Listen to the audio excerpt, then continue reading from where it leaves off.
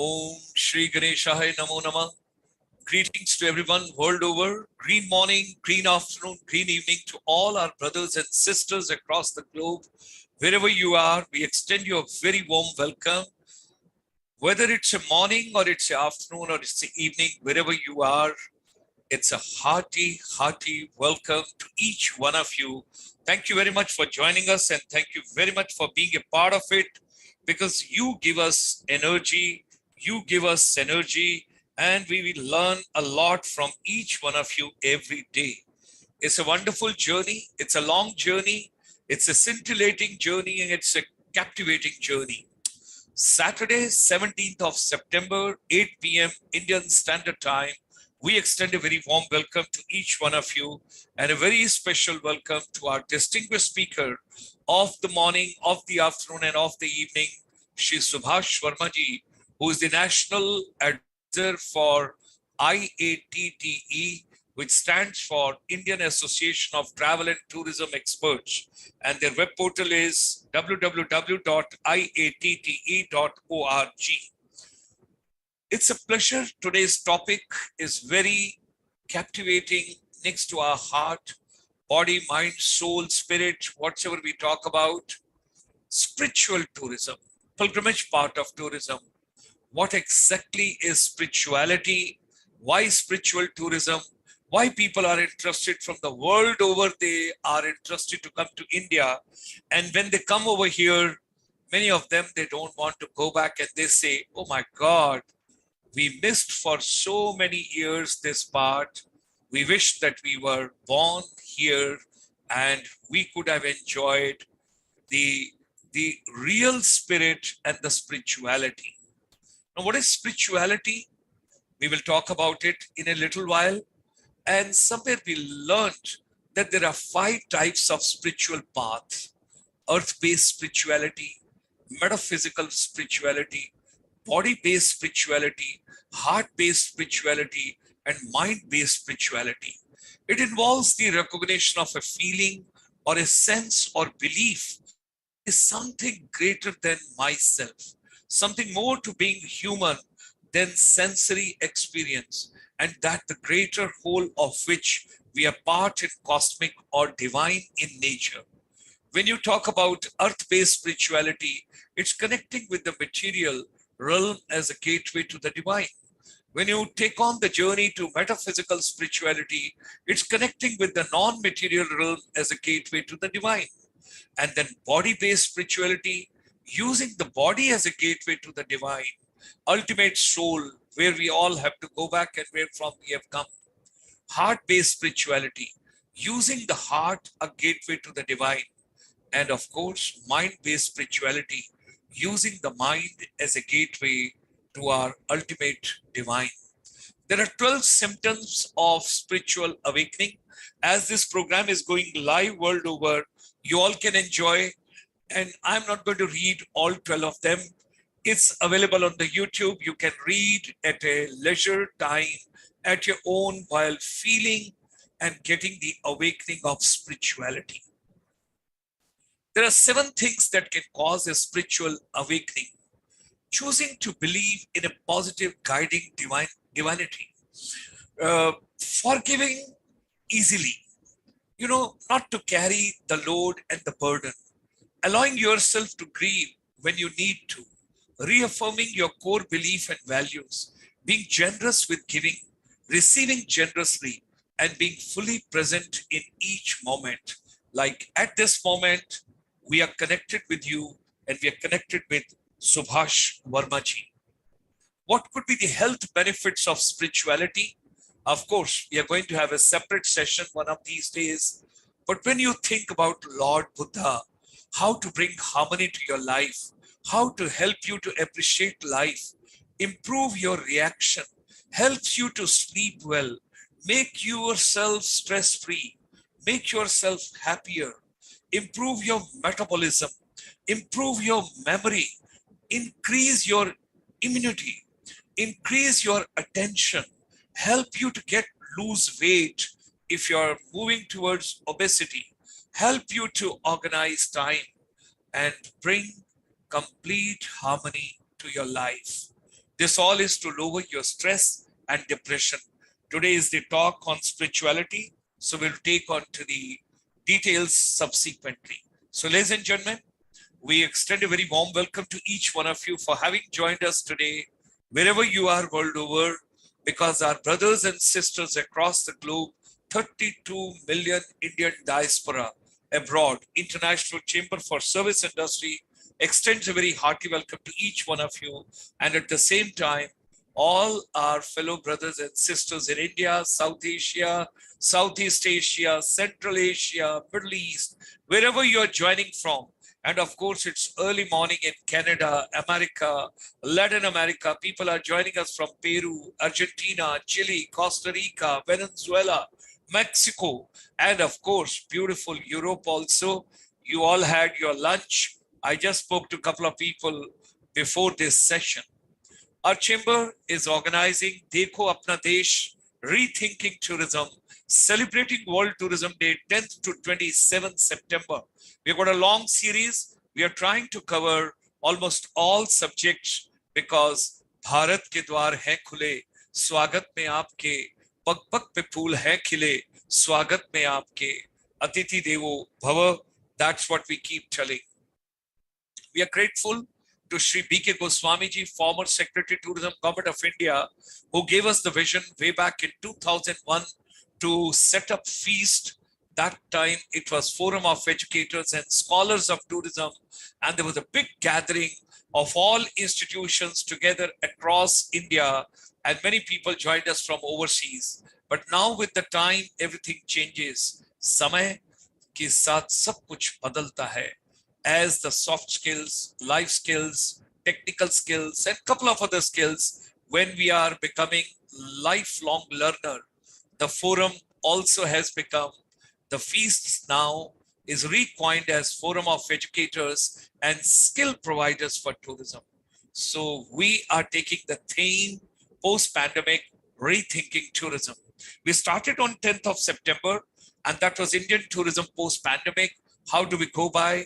On next day, that is on 11th of September, because every Sunday 8 p.m. like tomorrow also you'll be meeting non-resident Indian. Every Sunday, mark your calendar, 8 p.m. we try and get non-resident Indian from world over. We had Professor Vivek Shankar Natarajan, all the way Professor of Marketing, Lamar University, Texas, USA. And that was repackaging education and skills post-pandemic, of course, related to tourism, hospitality, and aviation. On 12th of September, we got the president of Agri Tourism Development Corporation, Shri Pandurang B. Thawareji, who talked about agri-tourism, farm tourism, rural tourism. And you know, we went to most green area and serene area of India, Arunachal Pradesh, Assam, Nagaland, Manipur, Mizoram, Tripura, Meghalaya, Sikkim, 8 beautiful states, 45 million plus people. And next day, ladies and gentlemen, we went to Bollywood and Tollywood.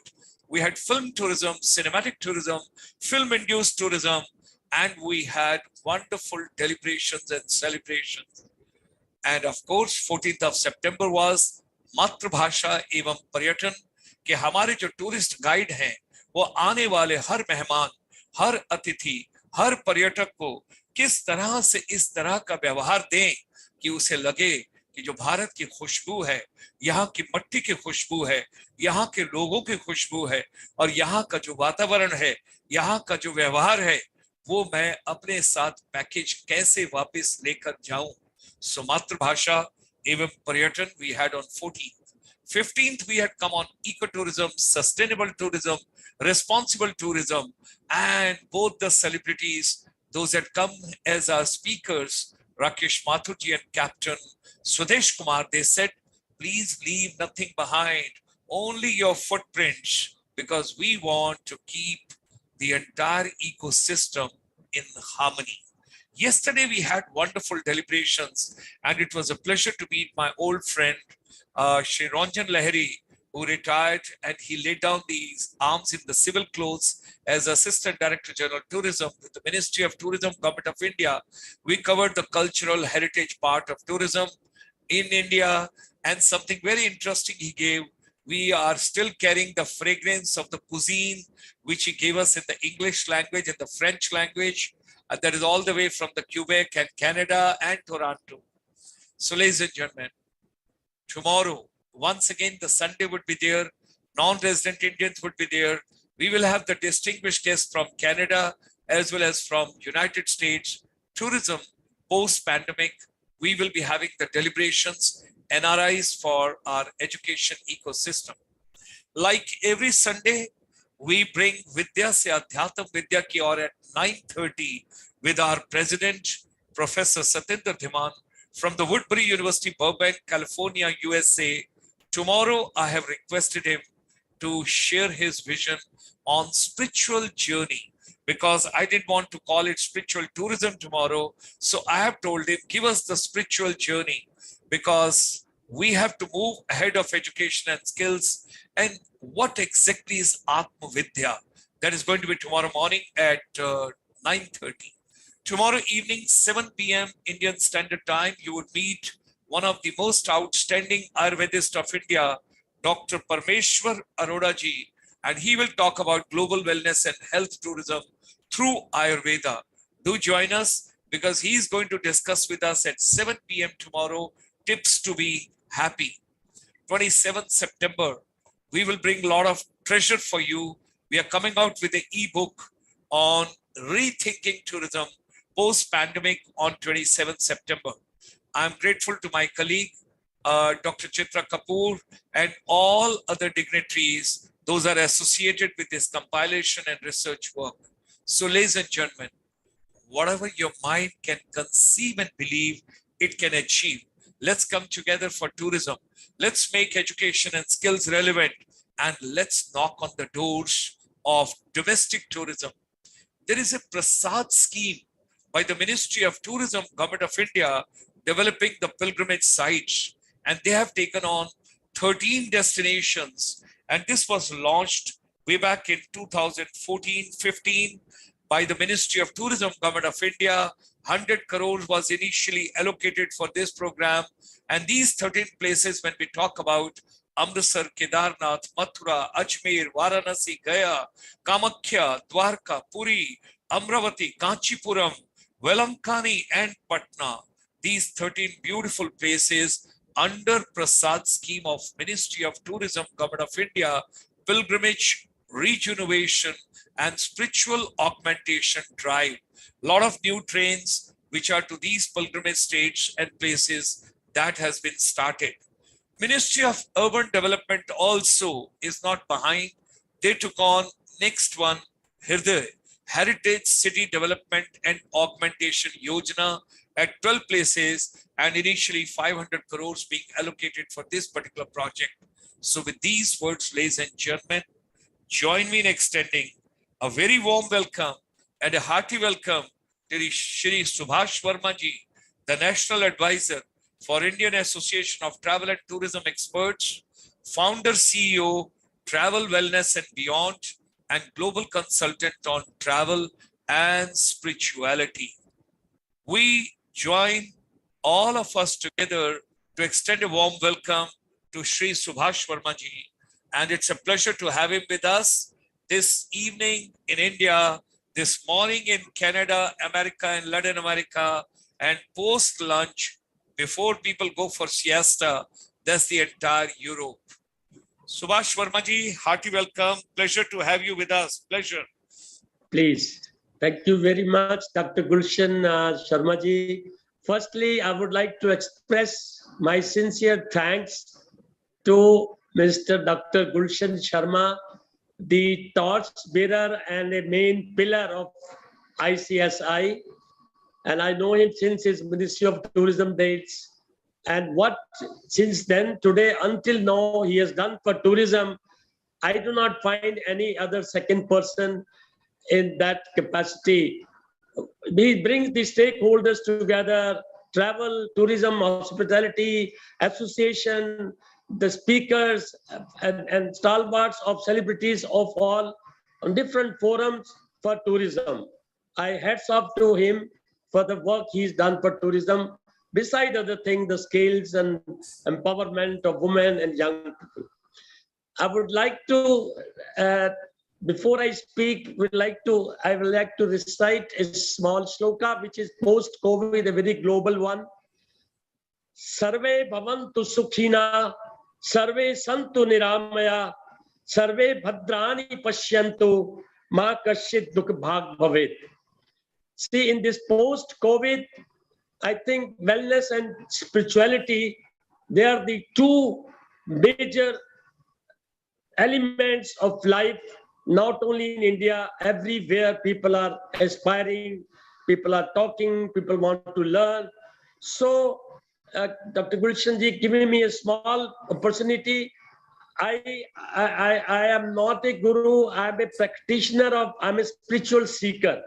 Besides a tourism travel consultant my whole life, and 30 years to Lufthansa, then associations, having traveled 87 countries, I am, yes, my domain is travel tourism, but in my parallel life, personal, I'm a spiritual seeker, and hence I can view my own points my own way, because spirituality is a topic, is an ocean. One could take many different aspects and say people have so much knowledge in this field, but I would like to put my views today on spirituality, little bit very practical, very different, relevant to the daily life and relevance to the tourism, which I want to tell. The whole world today knows India is a power bank of IT industry. But unfortunately, India itself does not know, is not very aware that we are a fountainhead and source of a knowledge of synergized knowledge of art and science above our religion, which I call spirituality. Because my view of spirituality is little bit different. Some people think spirituality is a very abstract, it's a theory, it's a philosophy. No, sir, no. But I think spirituality teaches us the importance of the life, how to live a life in harmony without tension, without disease, and in ananda, in joy, and this thing. So that what it teaches us is spirituality. It is the synergy of art and science. Some people say it's art, some people say it's science. I think it is a synergy of art and science. I am not for spirituality to obtain moksha only for the next life, which is a norm people think about it. I tell with my own practice that spirituality can give us moksha and mukti within this very life. That's my belief. It is incorrect to start being spiritual after 65, when some people say, I am 65, I'm retired, I will start pilgrimage journeys now, and I will start being spiritual. No, sir, this is not a right way. One has to need to be spiritual from the day one of your life, and that is what is called to be spiritual. Then I named spirituality is being versus doing. See, what is being and doing? The doing is we are in our outer life, we are doing our jobs, we are doing our relationships, and we are eating, drinking, all worldly life, sex, everything. But I think versus doing, the spirituality is a being. If you have the knowledge of being, if you can be in the element of being, then the doing becomes smoother, doing becomes easier, doing becomes without fear, harmony, everything. So this is what the major difference is. Spirituality starts being a being and improves our doing. Life is like a coin. It has two sides. Can one accept the coin with one side? No. So is life. See, life has two elements. One is outer life. As I said just now, eating, drinking, sex, making money, jobs, everything is an outer life, which I name it hardware. But then there is an inner life, which I name it software. For example, if one buys a mobile phone of 10 lakhs, studded with gold and diamonds and all, but that mobile has no software or very poor software, how do you like it? No. Same way the life is there, because for the hardware of life, you need software, which is spirituality. Also, vice versa, if you have a mobile phone which is very poor and all, very good in software, you need also some good hardware. So it is the synergy of hardware and software which it leads to a balanced life. Now I come to just 1 minute that to people say, what is the best way of life? There is so much complex, life is mistake, this and that. And I think to live a balanced life in all elements is one very best way. What is Buddha taught us? Buddha taught us also midway, middle way. So this is what also spirituality tells us. You see, no, we don't have to leave the word or the home or everything to obtain spirituality. This is what normally people say, oh, spiritual होंगे तो काम कैसे होगा? पैसे कैसे बनेंगे? How will we work?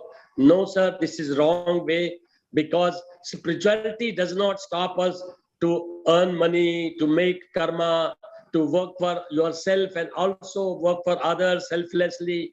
So this is what spirituality teaches us, how to live a better life, holistic life, and for ourselves and also for the others also.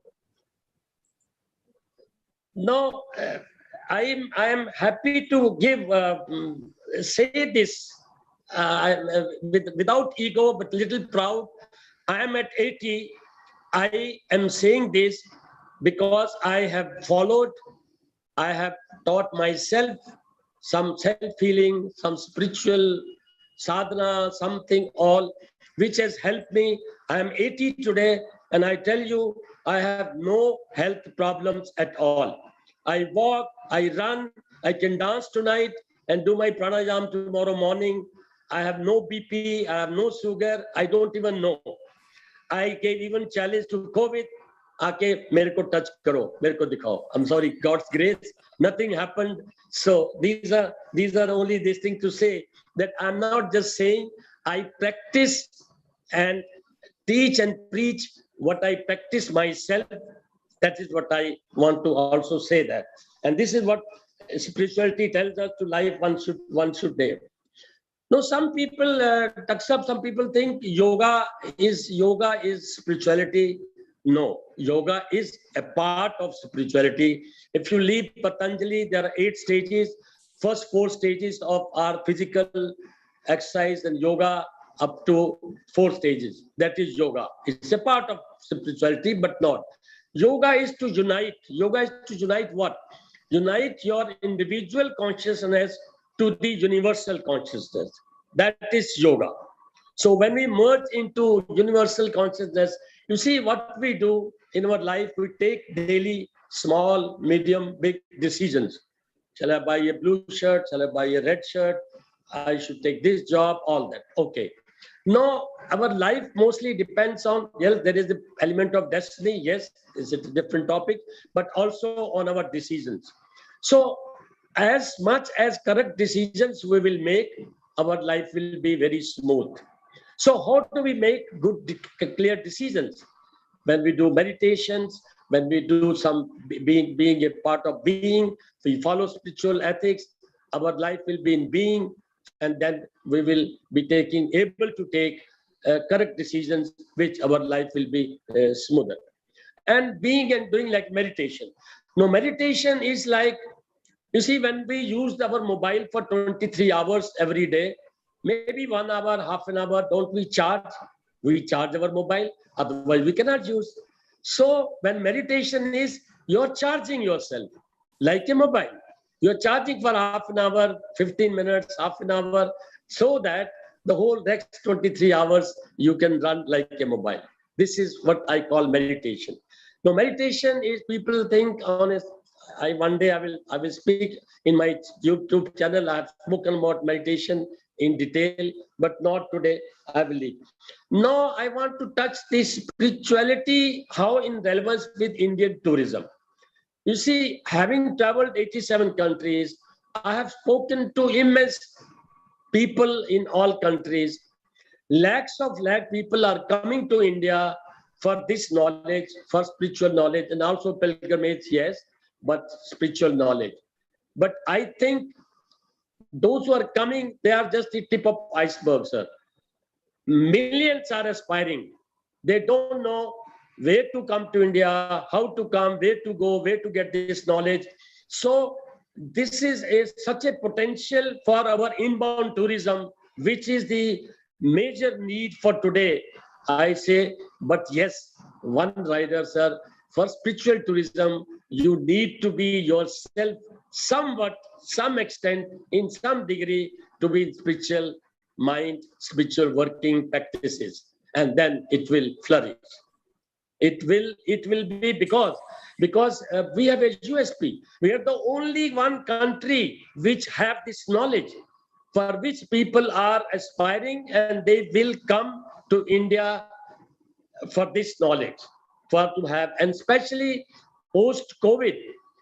This last 2 months, I was in Europe, 7 countries, and sir, I have gone through, talked to people. Let me tell you, the news are not telling this, but post COVID, mostly Europe and USA, people are so shaky. Besides economic activity, mentally, spiritually, very they have shaken, so they don't know, they are not able to hold the post-COVID life situation. And so many people told me, because why? One reason is their life is very structured, formatted, organized, minute to minute. No, that thing when so the train is coming exactly 2 seconds and all, the life goes very nicely. But when the thing is shaken, which COVID has shaken like an earthquake, they are not able to cope up with the life, whether the governments or the states, even the people, public. I have talked to many people. So post-COVID, there are more people want to come to India for spiritual knowledge, for practices, for learning. And this is very where the government and the stakeholders should work on this very differently, very sincerely, making plans, making programs in certain cities. And this has such a potential of this. No, sometimes I think the people say about the money. When you're spiritual, they are confused about money. No, sir, money is not, the spirituality does not tell us nothing against money. Money is a channel, money is an energy, money is our Lakshmi. We believe in we have our Devtas also, Devi for Lakshmi. It's abundance. How can money be bad? Money is like, I give a practical example, that's always. Money is like a knife. You cut an apple or you cut somebody's throat, and the knife is same. So how you make money, how you spend money, what you do with money, that is what. Money itself, we don't eat or drink money. We buy things, we travel. So money itself is only energy. It's a channel. Nothing, spirituality does not tell us we cannot make money. You make tons of money, but spiritually, you will see how you flourish. That's one thing. Then I say the spirituality has told me, sir, there are 3 boxes in life: wealth, health, relationship. You take any issue of your life, whether you have a litigation with somebody, you have a job problem, your money problem, your disease, everything, there are 3 boxes. You can put it either in wealth, health, and relationship. Now, these boxes are interlinked. If there is problem in one box like wealth, the health and relationship will suffer. If relationship not working properly, wealth and health will suffer. And this spirituality tells us how to balance, कैसे इन तीनों में तालमेल रखना है. One doesn't have to be millionaire, billionaire. You can be a lakpati or 10,000 pati or whatever, but have a balance of all these boxes according to your level of this thing, and the life goes very. And people don't have to leave everything. But no, awareness is one thing which I want to touch because spirituality tells us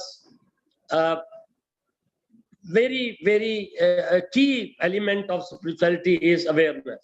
When we are aware of everything what is happening, aware means you don't judge people or places or things. Be aware. Just watch. If like a rose flower, okay, you say this is a rose is a rose. If we start, oh, this is a little less black rose, this is a black rose, this is a red rose, this is the English rose, then things go a while.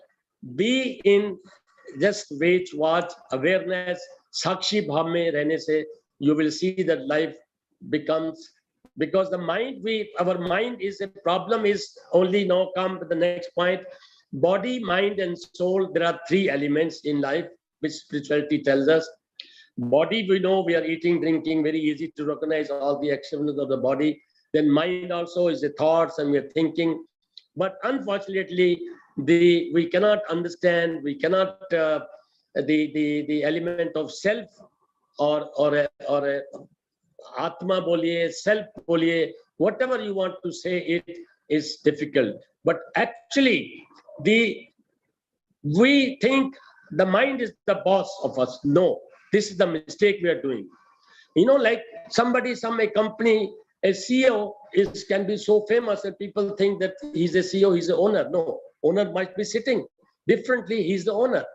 So the owner is self. This is the mistake we are doing because we think the mind is the owner and mind does everything. No. If you are a self-awareness, if you're self-control, then your mind works under self. And then mind works much better than rather the mind lets us work. So this is in short time, I could see one day I may be speaking to one other topics. And that's how giving so many things, so many times to roll it. No, I will just touch pilgrimage. You see, I've been a president of domestic tourism. Unfortunately, I will not give any statistics today, but yes, 67% of domestic tourism is on pilgrimage. And I think pilgrimage is another very good element where we are already rich as a domestic tourism is rich on this. But yes, we have to make improvements there, like a couple of suggestions. Like one suggestion I come to my mind is that every place, whether there is a Vaishno Devi, whether there is every pilgrimage place, the government or the state should make that place with activity of health, spiritual, family actions on the same place. You will see what happens. People go to Vaishno Devi anyway. No, they will be able to stay with the family. They will be able to stay one night extra because of this activity, because of this thing, because their cost of going time is same. That will give a boost to domestic tourism indirectly via pilgrimage tours. That's one of my points. Always been discussing this with the ministry. And second point is pilgrimage on domestic, on pilgrimage. Government should give, I think the government is already doing something, but they should give more, little bit rebates and subsidy, and the pilgrimage tourism will flourish much more and all. I don't have to speak much on the pilgrimage, but on the spiritual, this thing, I hope I have given my views from my practice, from my own practice, from my heart and all. And that is what I see. But again, I can say. Thank you. Thank you very much, Subhash Verma-ji. Ladies and gentlemen, we all got to understand what is the purpose of life? Why have we come over here? And what exactly are we doing over here?